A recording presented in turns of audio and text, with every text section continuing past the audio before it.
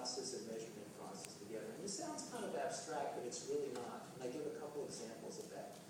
In the restaurant where I was doing social monitoring in New York, we had a page for events where, not events, but just where you could, if you wanted a catering job, you want to get a quote from Alarm Central, say, for a catering job. And that would generate an email that would go to a lady that would get that email. There was also a lady that I know that was doing social media outreach at the time. And she was generating leads.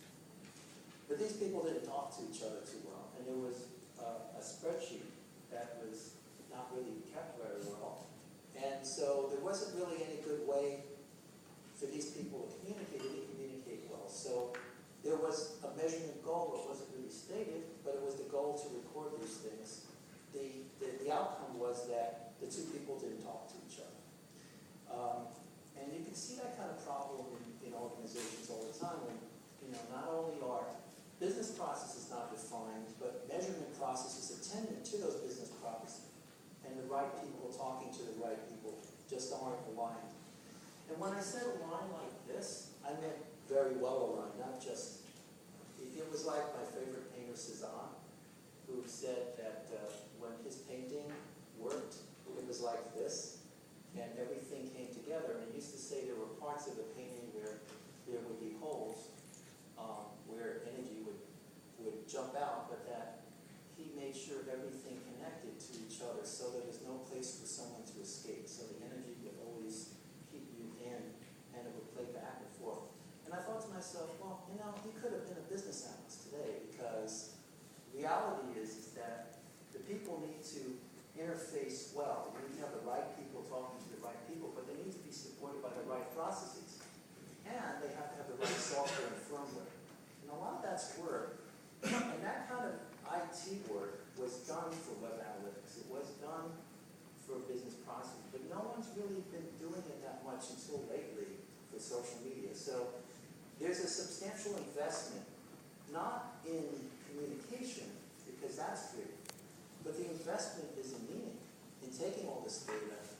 And what we would do for web analytics site is put all these tagging on sites and all everything, and then you'd have a team there sitting there, and you'd have Omniture, and you'd be paying millions of dollars. And now that's not obviously for small business, but the reality is if you really wanted to get all this data, you would have to really instrument it. You'd have to have, if you were working in a restaurant, you had a coupon that was generated by a Groupon or something, and you wanted to give it to the waiter needed to take it, they needed to put it into the cash register, there needs to be a button in the POS system to take it. There's all these things that really need to be there that aren't there. So it's not like you can't get ROI, but you just don't have the instrumentation, so it's what I call vital.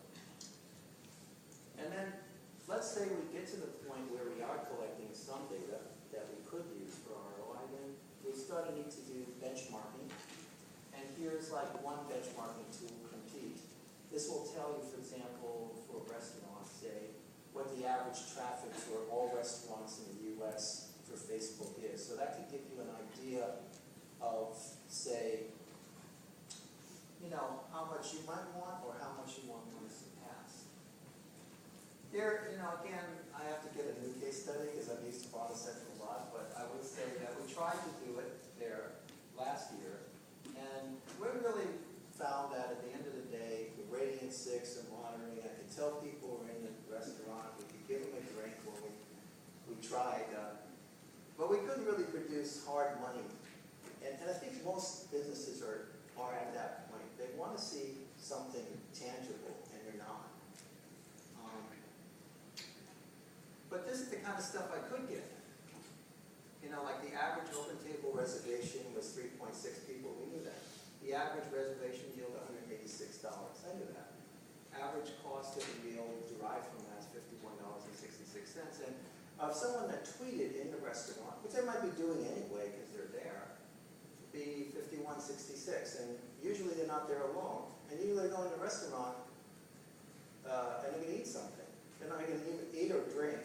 And chances are they're going to end up probably spending an average of $51.66. So a tweet in the restaurants, you could probably say it's worth $51 or maybe $100. even, but you could give that value, but you wouldn't be able to prove it. And that's the difference. You wouldn't be able to prove it, and that's what people want. They want proof. They want it right down to the cash register, and that's what's missing. But you can estimate it. So here was the interaction with one person we did last year. I was in a restaurant. I see this lady, Kimberly 819. She tweets, she's in a restaurant. I say to my friend, let's give her a drink. We gave her a drink, and then she tweeted, this is my new favorite spot. But you know what? She only tweeted once. That time, I recorded Wendy and 6 and aggregated this data. She never really tweeted again. So we didn't really do any CRM. We didn't go out and say, oh, you're here. You know, there was a whole bunch of work that would have needed to go into this to make this person come back or want to come back. That was already kind of a fan to begin with. But that didn't happen. That's a business and a measurement process that's not wrong. Okay, again, the kind of data we get from, at the last session, I think was pretty good from Fresh Networks. The last session really, basically, this is the kind of data you get out of these tools. It's diagnostic data. It's not insight. And it's not even that helpful anymore, to be honest. But it's data that you get, but it doesn't tell you anything about what to do. It's the same thing as web analytics data, visits, page views, named visitors, so on. It doesn't tell you anything. It doesn't tell you what to do tomorrow. And that's been the problem with most of these tools, is that people are saying it doesn't tell me anything. And it doesn't. But you can use it, but you need to put a lot of context around it. So once we ask the right questions, we find out what the client really needs, and if ROI is desired, it's important, we can try to go about getting it. I'm writing that book that does this. At least it'll show you what the industry says. The knowledge of ROI and reverse ROI is still in its infancy, meaning that you need to work together to share our insights. So in other words, this is something like an open call for everybody to work together on this. Rather than no one really has the answer, we're still all working on it. So that's me, and now I'm going to go into something that isn't on SlideShare, because I know I have some time left. And this is actually something I think you will be very interested in. It was a case study that I did for a PR company in New York that wanted to know the state of the art of social media ROI as of August 2010. So I took the knowledge of everything that happened from 2009 up through August of 2010, looked at all the Forrester papers, used Sysomos to pull all the data together, got about 200 URLs, looked at all the stuff, and tried to summarize them by business segment, by state of awareness, meaning awareness, consideration, trial, adoption, referral, and by channel, meaning Facebook, Twitter, LinkedIn. It would have been a cube if you could match it. I can't publish that because I didn't get full permission to do that, but I think I can talk to it broadly.